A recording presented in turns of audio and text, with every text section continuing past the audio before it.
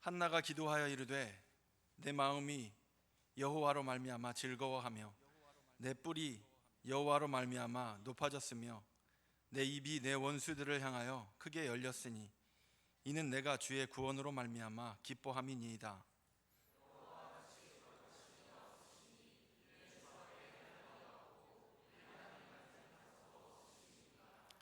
심히 교만한 말을 다시 하지 말 것이며 오만한 말을 너희의 입에서 내지 말지어다.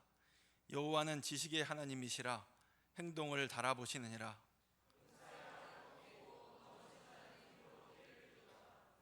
풍족하던 자들은 양식을 위하여 품을 팔고 줄이던 자들은 다시 줄이지 아니하도다. 전에 임신하지 못하던 자는 7을 낳았고 많은 자녀를 둔 자는 쇠약하도다.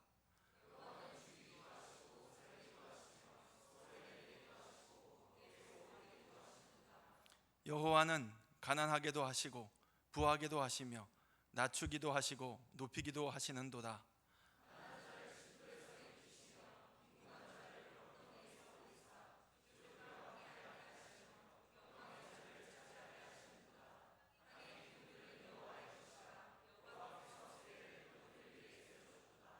그가 그의 거룩한 자들의 발을 지키실 것이요 악인들을 흑암 중에서 잠잠하게 하시리니 힘으로는 이길 사람이 없음이로다.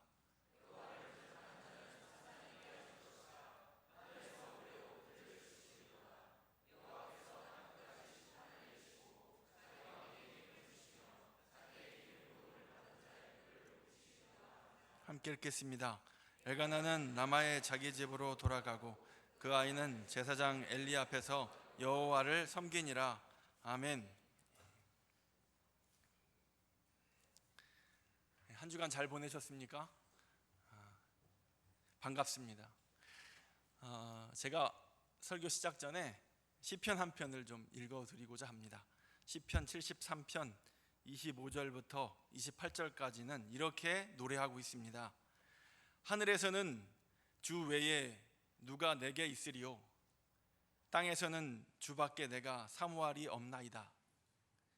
내 육체와 마음은 쇠약하나 하나님은 내 마음의 반석이시오 영원한 분깃이시라. 무릇 주를 멀리하는 자는 망하리니 음녀같이 주를 떠난 자를 주께서 다 멸하셨나이다.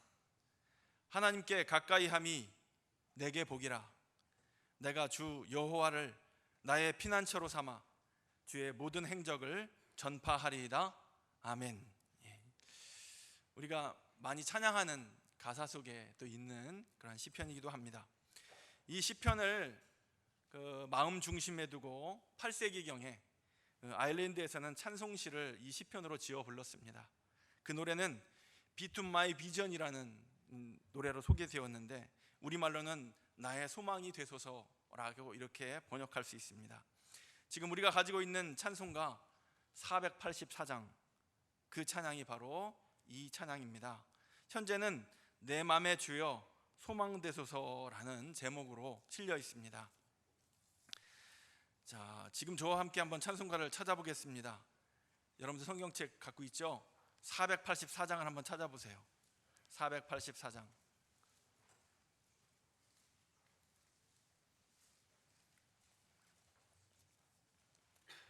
자, 내 마음의 주여 소망되소서라고 나와 있죠. 이번에는 제가 그 가사를 여러분들에게 읽어드리겠습니다. 여러분들은 제가 천천히 읽을 테니까 눈으로 찬양 가사를 묵상해 보시기 바랍니다. 내 맘의 주여 소망되소서 주 없이 모든 일 헛되어라. 밤에나 낮에나 주님 생각 잘 때나 깰 때 함께 하소서. 지혜의 주여 말씀으로써 언제나 내 안에 계십소서. 주는 내 아버지 나는 아들 주 안에 내가 늘 함께하네. 세상의 영광 나 안 보여도 언제나 주님은 나의 기업 주님만 내 맘에 계시오니 영원한 주님 참 귀하셔라. 영원한 주님 내 승리의 주 하늘의 기쁨을 주옵소서. 어떠한 고난이 닥쳐와도 만유의 주여 소망 되소서. 아멘. 이 찬양을 제가 설교 첫머리에 소개한 이유는 이 찬양을 무척이나 사랑해서 결혼식을 할 때에도 불렀고 그리고 장례식을 할 때에도 불렀던 사람이 있었습니다. 그 사람을 여러분에게 좀 소개하기 위함이었습니다. 그 사람은 제가 개인적으로 참 좋아하는 기독교 역사가이기도 하고 기독교 영성가이기도 합니다. 또 종교 철학자이기도 하고 목사이기도 합니다. 그는 우리나라에 하나님의 뜻, 하나님께서 기도에 침묵하실 때 이러한 책의 저자로 잘 알려져 있습니다. 현재 미국 워싱턴의 스포켄이라는 지역에 휘트워스 대학의 교수로 계신 분으로 그분의 이름은 제럴드 시처입니다. 그는 2003년에 하나님 앞에서 울다라는 책을 발간했습니다. 그런데 그 책은 상실에 대한 내용이 아주 깊이 있게 다뤄지는 책입니다. 그 상실에 대한 심오한 영적 통찰과 은혜가 담겨져 있습니다. 상실이라는 비극적인 경험과 그것 때문에 우리 생활 속에서 일어날 수 있는 변화와 그리고 성장들을 깊이 있게 다루고 있습니다. 그 책 들어가는 말 바로 앞장에 보면 하나의 그림이 나옵니다. 사막 모래 위에 이름 모를 발자국이 이렇게 하나씩 뚜벅뚜벅 그려져 있습니다. 그 발자국은 어디론가 향해 가고 있는데 어디론가 향해 가고 있는 그 사진의 한 컷은 이 전체에 본인이 얘기하고 싶은 하나님 앞에서 울다라는 책의 어떤 상징을 가지고 있다고 볼 수 있습니다. 그 사진 밑에는 다음과 같은 글귀가 써져 있습니다. 상실은 아무 때 누구에게나 불쑥 찾아온다. 상실은 아무 때 누구에게나 불쑥 찾아온다. 그 다음 일은 전적으로 당신에게 달렸다.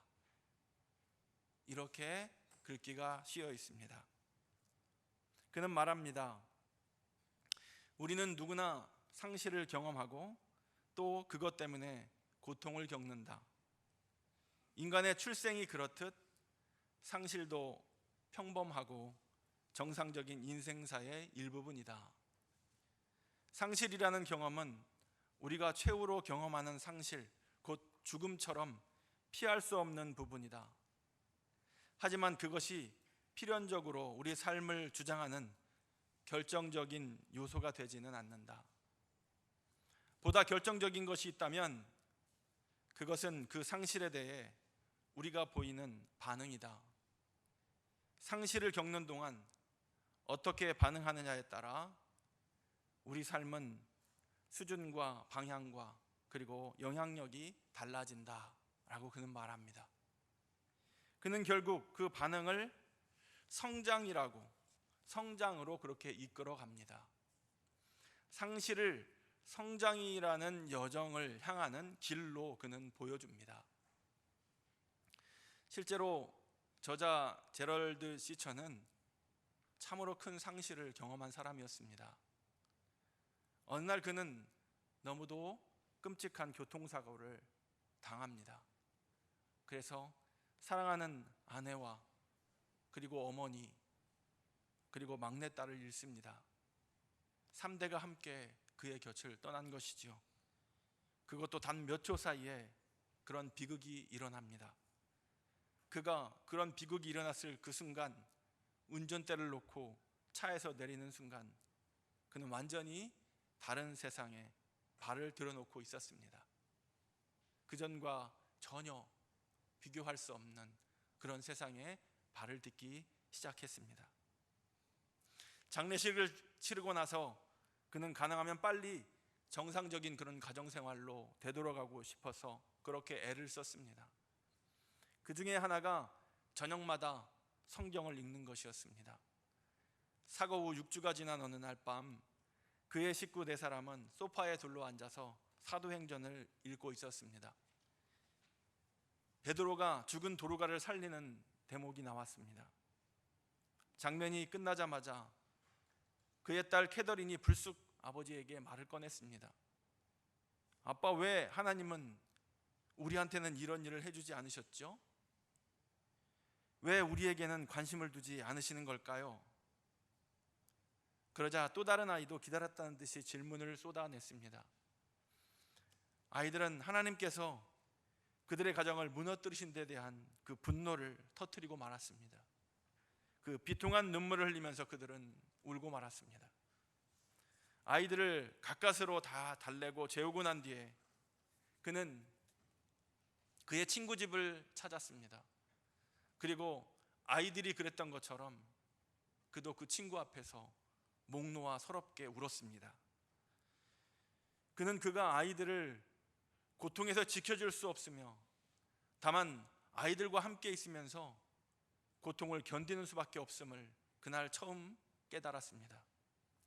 그리고 우리들이 마주한 진정한 원수는 다른 것이 아니라 바로 죽음이라는 것을 그날 처음 그는 깨달았습니다. 그날 밤 아이들을 바라보는데 그 아이들도 그들의 엄마와 동생과 할머니처럼 언젠가는 죽게 될 것이라는 생각이 불현듯 그의 머리를 스쳤습니다. 물론 그날 밤 이전부터 이미 그는 그 진리를 알고 있었습니다. 하지만 그 사실을 그렇게 깊이 생각한 것은 그날이 처음이었습니다. 그에게 그들 모두를 덮치려고 하는 그러한 천천히 다가오는 그 죽음의 장막이 보이기 시작했습니다. 상실을 경험하는 모든 이들처럼 그도 그가 당한 처지를 뒤엎고 식구들의 삶도 되돌려 놓고 싶었습니다. 그렇지만 그래봐야 아무 소용이 없음을 그는 알았습니다. 언젠가는 사랑하는 이들을 또다시 잃게 될 것이 분명하기 때문이었습니다. 아내 린다가 그때 그 사고에서 만약 살아났다고 해도 린다는 또다시 어느 때가 되면 그의 곁을 떠나 어디론가 사라질 것을 그는 알았습니다. 이처럼 죽음은 모든 사람들로부터 모든 것을 다 빼앗아 가버립니다. 따라서 기적이 일어나 살아난다 해도 그것은 일시적인 해결책에 지나지 않습니다.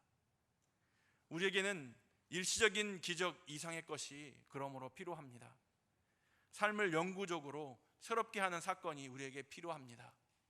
우리 모두는 죽음이라는 원수가 결정적으로 패배하고 말 그런 사건이 필요하고 그리고 우리는 그런 삶을 갈망하고 있습니다.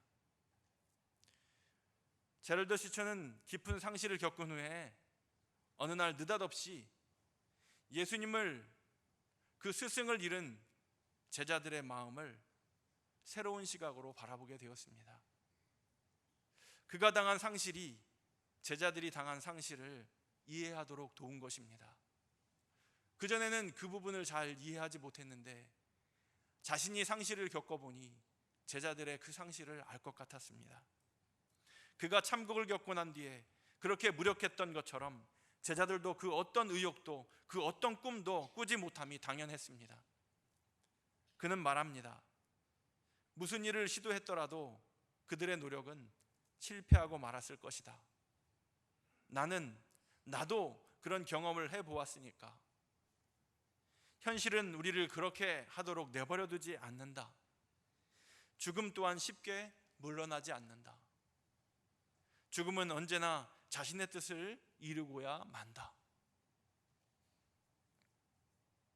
그런데 몇 주 후 그 누구도 상상할 수 없는 놀라운 일들이 제자들을 통해 벌어집니다.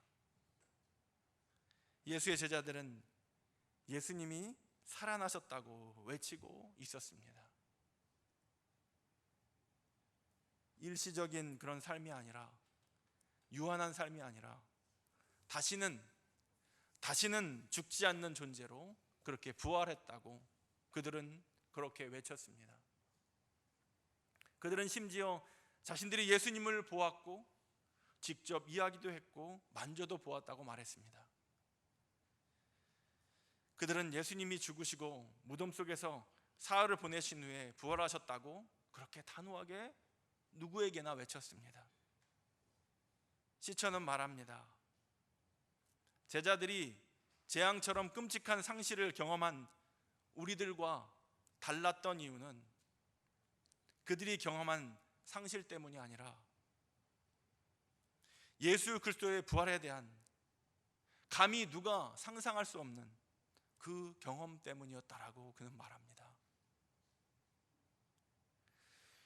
상실에서 건져주신 그 예수님이 보여주신 이적과 기적은 그분이 이 땅에 오신 궁극적인 목적이 아니었습니다. 예수께서 보여주신 최종 승리는 그분이 행하신 이적이 아니라 바로 부활이었던 것입니다. 무덤은 예수님을 붙잡아 둘 수 없었습니다. 그분의 삶은 완전했고 그분의 죽음은 우리들을 위한 전적인 희생이었습니다. 예수께서는 죽음을 정복하셨고 하나님께서는 다시는 죽지 않을 생명으로 그 예수님을 일으켜 주셨습니다.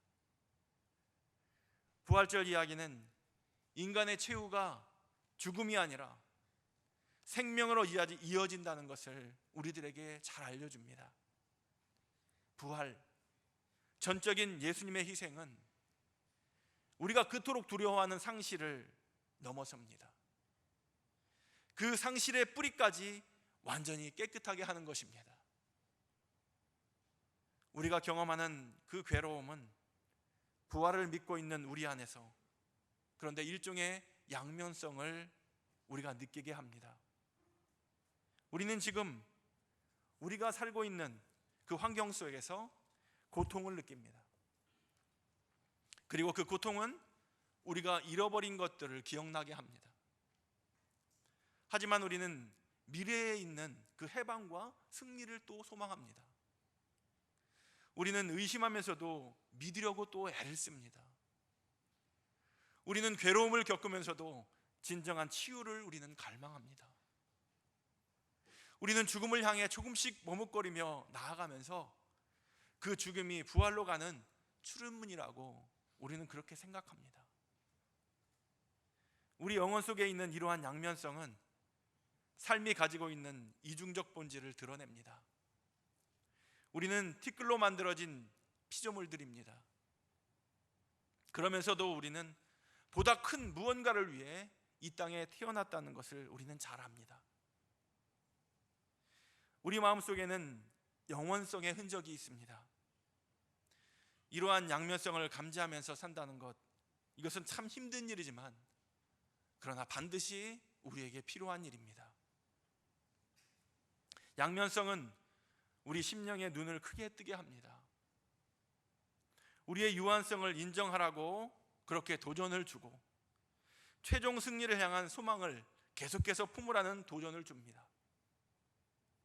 여기서 말하는 승리란 예수께서 자신의 죽음과 부활을 통해서 우리를 위해 마련해 놓으신 그 승리입니다.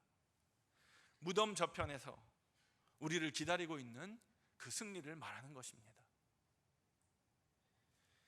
제럴드 시처는 말합니다. 나는 지금의 괴로움이 나만 겪는, 우리만 겪는 그것이 아님을 나는 스스로 깨우쳤다. 고통은 인간이라면 누구나 다 짊어져야 하는 그러한 것이다. 만일 세상이 이곳에서 끝나고 더 이상의 세상이 없다면 죽음이야말로 최후의 승자이며 우리는 슬픈 운명을 타고난 존재들이다.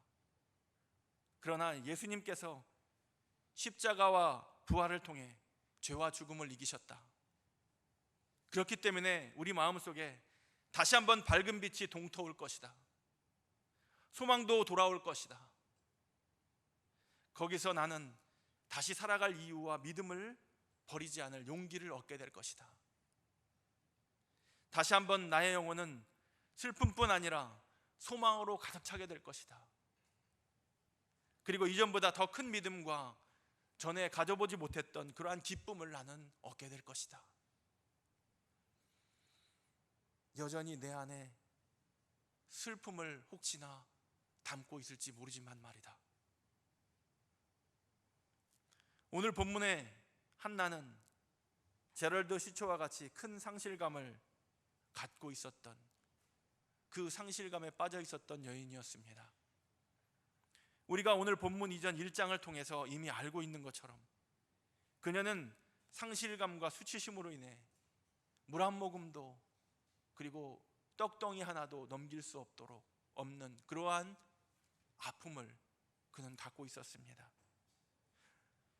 불과 얼마 전 우리나라에서도 아이를 낳지 못하는 여인들을 어떻게 취급했는지 우리는 알고 있습니다. 무조건 죄인 취급을 하던, 그리고 아들을 낳지 못하면 또 죄인 취급을 받던 그 시대가 그렇게 멀지 않습니다.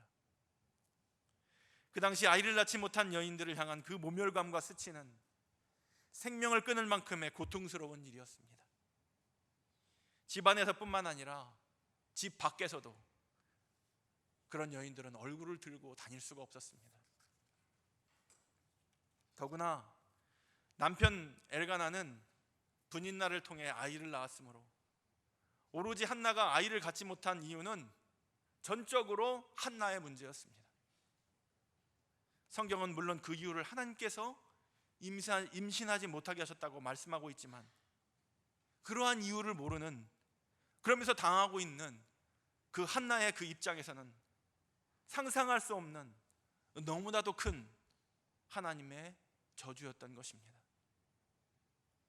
또한 그녀를 날마다 괴롭히는 분인날을 생각할 때 왜 하나님께서 하필 나에게, 왜 하나님께서 하고 많은 사람들 중에 나에게 이런 고통을 주시는가, 이러한 질문을 던진다면 그녀는 더욱더 상대적으로 절망 가운데 빠질 수밖에 없었습니다. 그 괴로움은 남편 엘가나의 위로와 사랑으로도 결코 채워질 수 없었습니다. 그 누구도 그 여인 한나의 마음을 위로할 수 있는 사람은 없었습니다.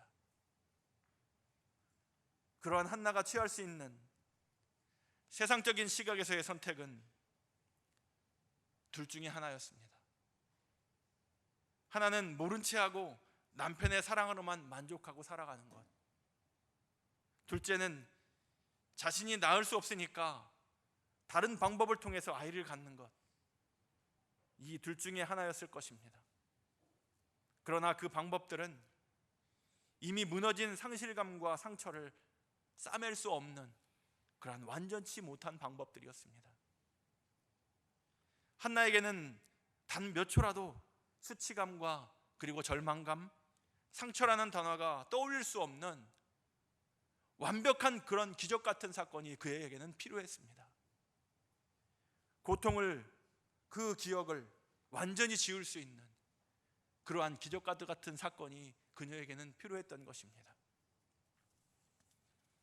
한나는 피할 수 없는 선택의 순간에 섰습니다. 이제 도저히 달아날 곳이 없습니다. 곧 그녀는 선택을 해야만 했습니다. 그런데 그녀는 보편적이고 그리고 일반적인 선택을 하지 않았습니다.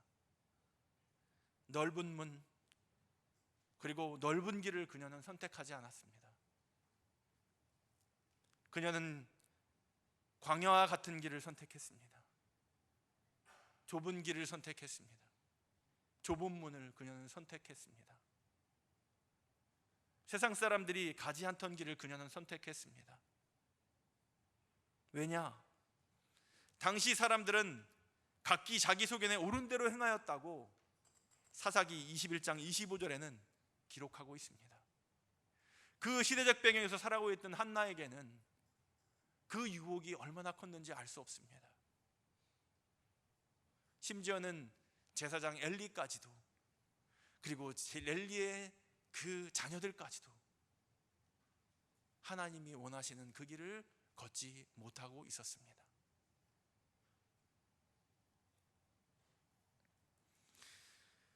그러나 한나는 그 사람들의 길을 따라가지 않았습니다. 세상적인 방법을 택하지 않았습니다. 그녀는 당시 사람들이 부르지도 찾지도 않아서 먼지가 뽀얗게 쌓인 그러한 여호와 하나님의 이름을 불렀습니다. 그리고 그녀의 비통한 심정을 고했습니다. 그녀는 자신의 고통을 돌보아 주시고 그리고 기억하여 달라고 간절히 기도했습니다. 그녀는 지금의 상황을 이기고 뛰어넘기를 원했습니다. 회피하지 않았습니다. 마침내 제사장 엘리의 축복을 받았을 때 그녀는 그의 말을 하나님의 응답으로 확신했습니다. 그리고는 곧 집으로 돌아가 음식을 먹고 근심하지 않기로 작정합니다. 한나는 아침 일찍 일어나 여호와께 경배하였습니다. 그리고 집으로 돌아갑니다.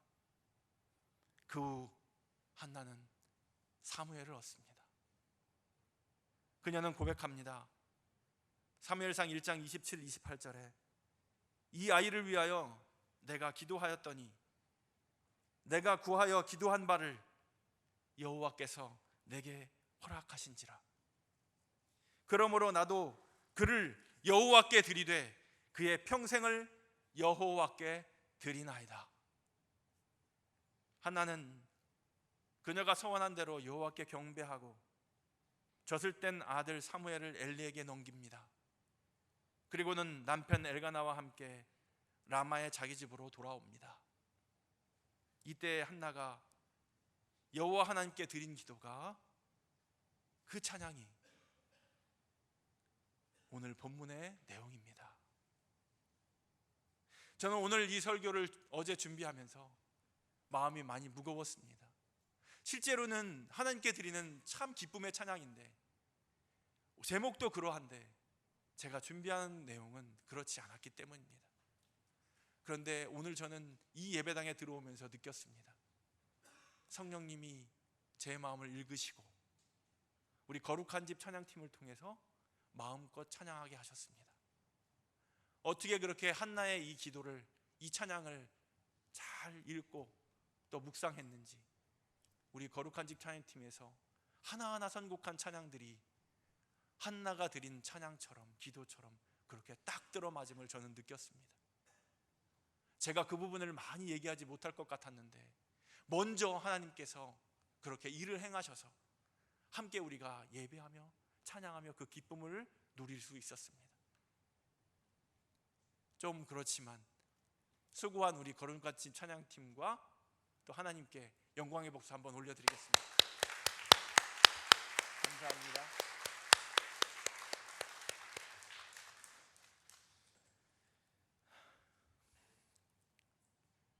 우리는 지금 어찌 보면 말할 수 없는 좌절과 그리고 상실의 상황을 그렇게 외면하지 않은 채 극복하며 살아간 두 사람을 만나보았습니다.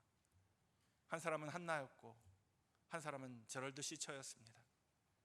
한나가 여호와 하나님을 선택한 것처럼 제럴드 시처 또한 세상의 방법이 아닌 하나님의 방법을 선택하였습니다.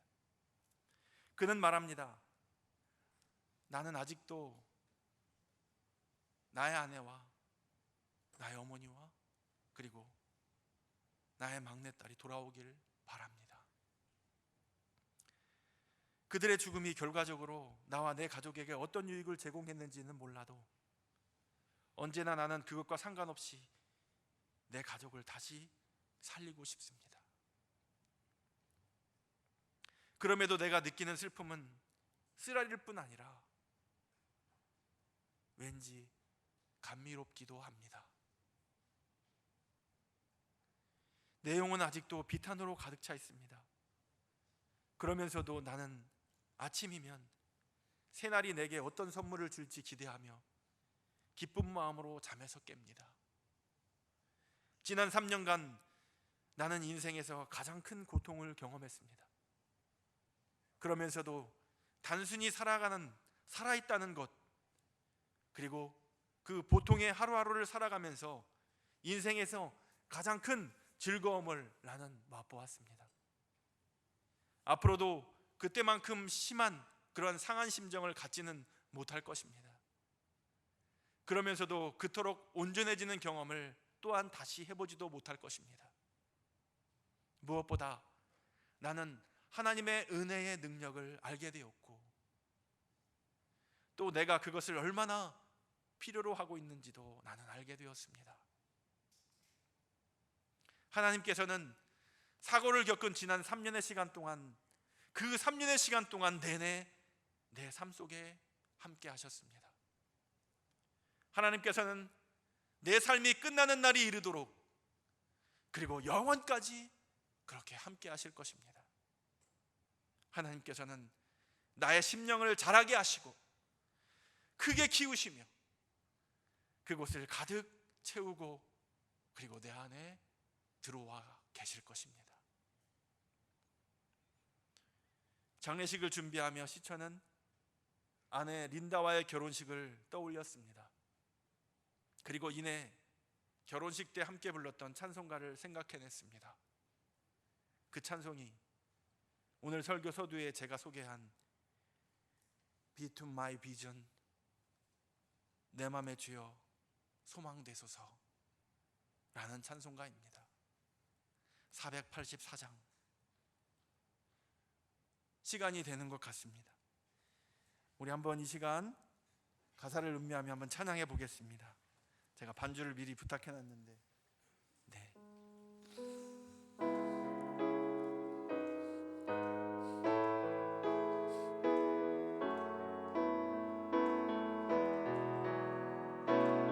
내 맘의 주여 소망되소서, 주 없이 모든 일 헛되어라. 밤에나 낮에나 주님 생각, 잘 때나 깰 때 함께 하소서. 지혜의 주여 말씀으로써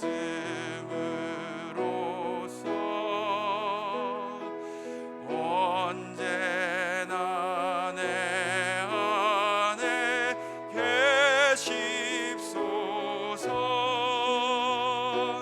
주는 내 아버지, 나는 아들. 주 안에 내가 늘 함께하네.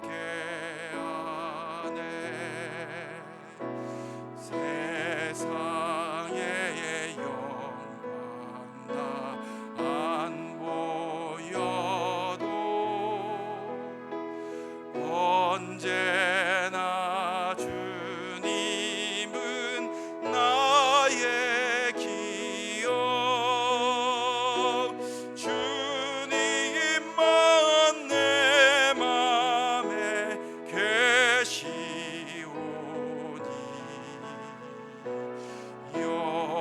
영원한 주님 참 귀하셔라.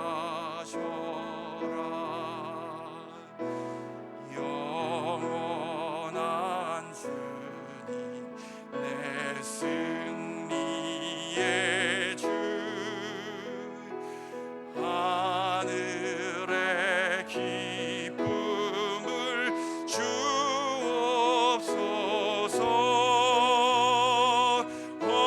어떠한 고난이 닥쳐와도 만유의 주여 소망되소서.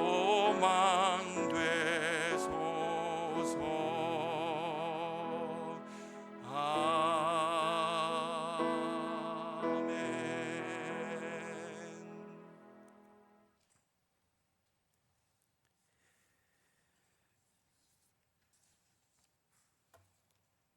이제 오늘 본문 한나의 기도를 다시 한번 묵상해 보겠습니다. 그녀를 구원하신 하나님을, 또 앞으로 이 세상을 통치하시고 심판하실 그 전능하신 하나님의 주권을 그녀가 어떻게 노래하고 있습니까? 우리 1절은 형제들이, 2절은 자매들이 이제 그렇게 돌아가면서 다시 한번 오늘 본문을 읽길 원합니다. 1절은 형제들이, 시작합니다. 시작. 한나가 기도하여 이르되 내 뿔이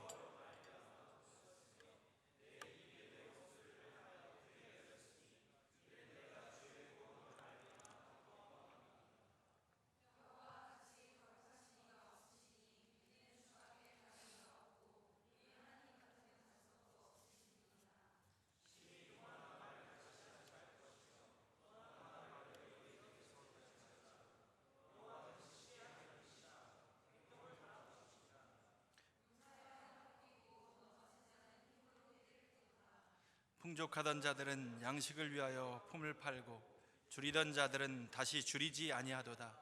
전에 임신하지 못하던 자는 7을 낳았고 많은 자녀를 둔 자는 쇠약하도다.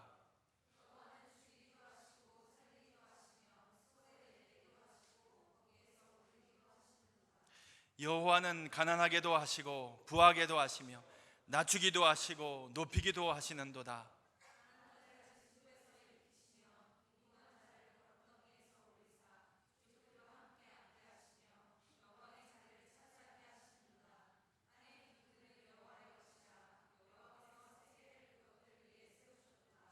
그가 그의 거룩한 자들의 발을 지키실 것이요 악인들을 흑암 중에서 잠잠하게 하시리니 힘으로는 이길 사람이 없음이로다.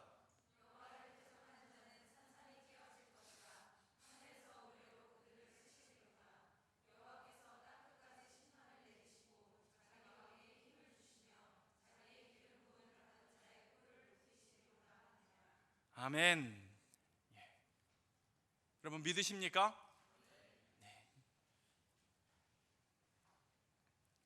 한나는 아들을 주셔서 하나님 나의 수치를 가려주심에 감사합니다. 그렇게 노래하고 있지 않습니다. 물론 그것이 그녀의 노래의 직접적인 이유겠지만 그녀는 그 이유를 뛰어넘고 있습니다. 한나는 그녀의 마음이 즐겁고 기쁨이 넘쳐남이 여호와로 말미암는다고 그녀는 노래합니다. 상시를 통해 그녀는 그녀가 진정으로 즐거워하고 기뻐해야 할 그런 근본적인 이유를 그녀는 발견했습니다. 그녀의 뿔이 그녀의 능력과 권세와 힘이 높아졌음도 여호와로 말미암는다고 그녀는 그렇게 고백했습니다. 그녀가 원수를 향해 닫혔던 입을 열음도 여호와 하나님의 구원으로 말미암는다고 그녀는 고백했습니다. 우리의 소가 없어도 또 양떼가 없어도 여호와 하나님만으로 기뻐한다는 하박국의 고백처럼 말입니다. 한나가 믿는 그 여호와 하나님은 거룩하신 신 중에 유일하신 신이셨습니다. 그분은 우리 인생들이 온전히 삶을 맡겨드릴 수 있는 신실하신 반석과도 같으신 분이셨습니다.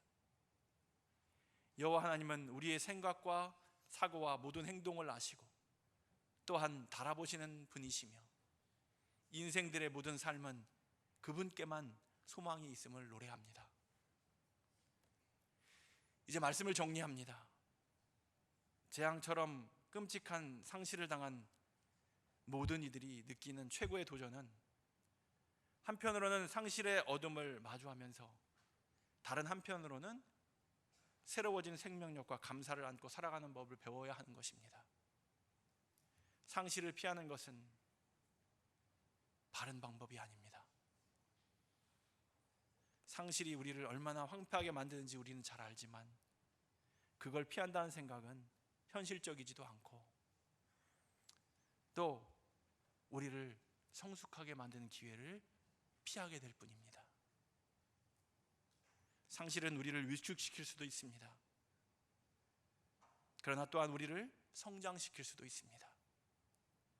다시 말하는데 그것은 전적으로 우리가 내리는 선택과 그리고 우리가 받는 은혜에 달려 있습니다. 상실은 우리를 철저하게 변화시키는 기폭제 역할을 할 수 있습니다. 상실은 또한 우리를 하나님께로 인도합니다. 한나의 상실은 하나님께 더욱 가까이 나아가게 하였고 더욱 간절히 하나님만을 의지하여 기도하게 했습니다. 결국 하나님의 은혜를 입은 한나는 더 큰 믿음을 가지고 오늘 본문과 같이 하나님을 전적으로 의지하며 찬양하게 하였고 그녀는 기쁨으로 아들 사무엘을 하나님께 드릴 수 있었던 것입니다. 여러분, 사랑하는 대덕한 빛교회 청년 여러분, 지금 어떤 일로 여러분 상실감을 맛보고 계십니까? 그로 인해 또 절망 가운데 있습니까? 여호와 하나님만이 우리에게 생명을 주시고 땅의 기둥들 위에 세계를 세우시는 분임을 믿으시기 바랍니다. 우리에게 어떠한 고난이 닥쳐와도 만유의 주이신 여호와 하나님만이 우리의 소망됨을 여러분 믿으시기 바랍니다. 그러하기에 우리가 즐거워하고 기뻐할 이유는 오직 여호와 하나님께 있습니다. 하나님께서 우리들의 발을 지키시며 악한 세력들을 흑암 중에서 잠잠하게 하실 것이고 대적자들을 산산이 깨부실 것입니다. 그리고 우리들의 뿔을 높여주실 것입니다. 그러하기에 우리가 즐거워하고 기뻐할 이유는 오직 여호와 하나님께 있는 것입니다. 우리 이 시간 이런 고백과 함께 주님께 찬양하며 또 결단하며 기도하며 그렇게 나아가겠습니다.